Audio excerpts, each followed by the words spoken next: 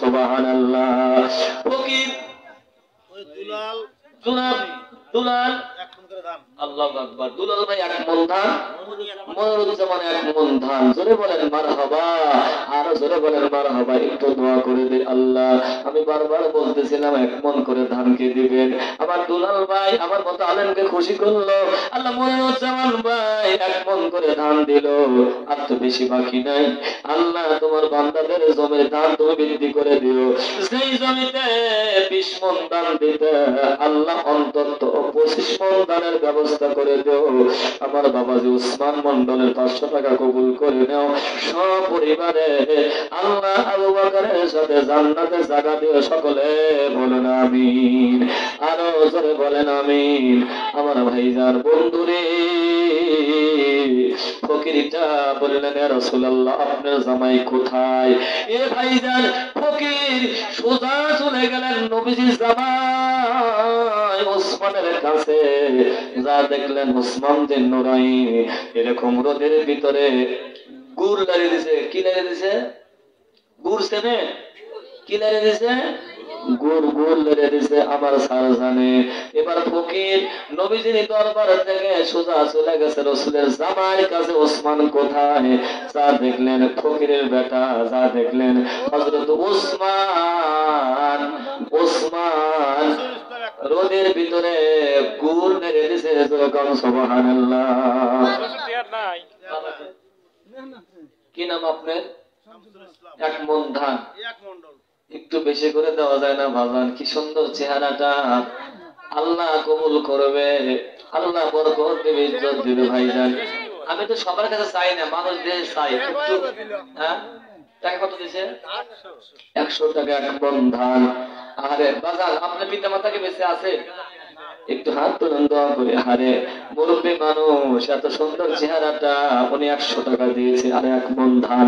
আল্লাহ দান কবুল করো রব্বুল আলামিন। আব্বা মা অন্ধকার কবরে, তোমার বান্দা দান কবুল করে নে। আব্বা মা কবর কোন জান্নাতের বাগান বানিয়ে দাও। আমার বাবাজিকে আরো বেশি বেশি দেওয়ার মতো মনটা আবু বকরের মতো বানায় দাও। সকলে বলেন আমিন।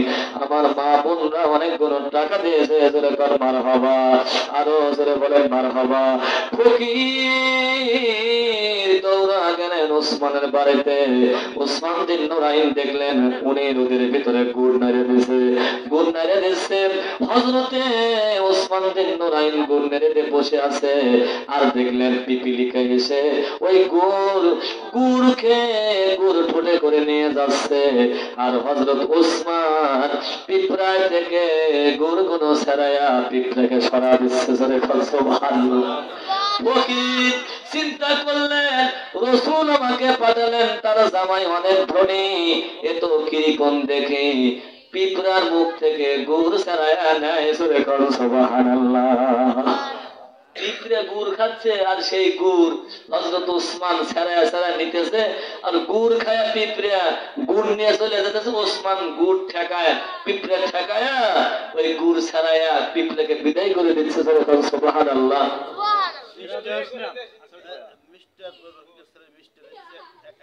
জনাব মোহাম্মদ মিস্টার রফিকের ছেলে মনি ভাই 1000 টাকা। জোরে বলেন মারহাবা, আরো জোরে বলেন মারহাবা। আল্লাহ মনি ভাই দান কবুল করো। দান করে টাকা নবীর সঙ্গে করা দাও দেখা। জান্নাতে দিও জায়গা, জাহান্নামে দিও না দেখা। জোরে বলেন আমিন। ফকির কাঁদে আর বলে আল্লাহ রাসূল জীবনে মিথ্যা কথা বলে না। কোথায় আমার পাঠালো? এটা আমার চাইতে বড় কৃপণ বড় ফকির। জোরে কোন সুবহানাল্লাহ। হযরত ওসমান নবীজির 2 মেয়েকে বিবাহ করেছে আর পিঁপড়ায় থেকে গুড় ছাড়াইয়া নিচ্ছে। আমার ভাইজান ফকির কিছুই বললেন না, সোজা রাসূলের কাছে হাজির। ইয়া রাসূলুল্লাহ, হাবিবাল্লাহ, আপনার জামাই আমার চাইতে বড় ফকির।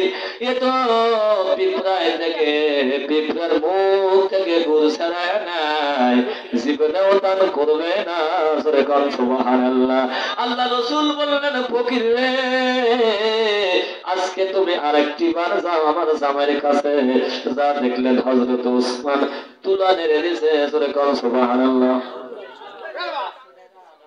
জনাব নজরুল ইসলাম, জোরে বলেন মারহাবা। 20 কেজি ধান। আরে নজরুল ভাই কই? আমার স্যারের মিঠা এটা আছে নাকি? নজরুল ভাই গরিব মানুষ, 500 টাকা। আহারে আরো 20 কেজি ধান, জোরে বলেন মারহাবা। একটু হাত তুলুন দোয়া করি। আল্লাহ অত্যন্ত গরিব মানুষ, লোকে বলেছে আল্লাহ দেওয়ার মতো তুমি হিম্মত বাড়াইয়া দাও। 20 কেজি ধানের বদৌলতে আল্লাহ মনকে মন ধানের ফসল তুমি তোমার বান্দাকে বৃদ্ধি করে দিও রব্বুল আলামিন। আল্লাহ দান ছোট হতে পারে, তার কাছে অনেক বড়। এই জন্য আবু বকরের সাথে সপরিবারে জান্নাতে জায়গা দিও, সকলে বলেন আমিন। আমার ভাইজান একটু দয়া করে আসবেন। হযরত ওসমান দ্বিতীয় দিন তুলরে রয়েছে, সুবহানাল্লাহ। প্রকিজা দেখলেন রাসূলের জামাই ওসমান সরার ভিতরে, মাঠের ভিতরে তুলা দাঁড়িয়ে দিয়েছে, জোরে কর সুবহানাল্লাহ। তুলা বাতাসে উড়ে যাচ্ছে, আর ওসমান ওই বাতাস থেকে তুলাগুলো এনে আবার নেড়ে দিচ্ছে, জোরে কর সুবহানাল্লাহ। একটা দুইটা তুলা বাতাসে উড়তেই পারে, উড়ে যেতেই পারে। বাতাস থেকে তুলাগুলো ধরে ধরে এনে নিচে রাখতেছে।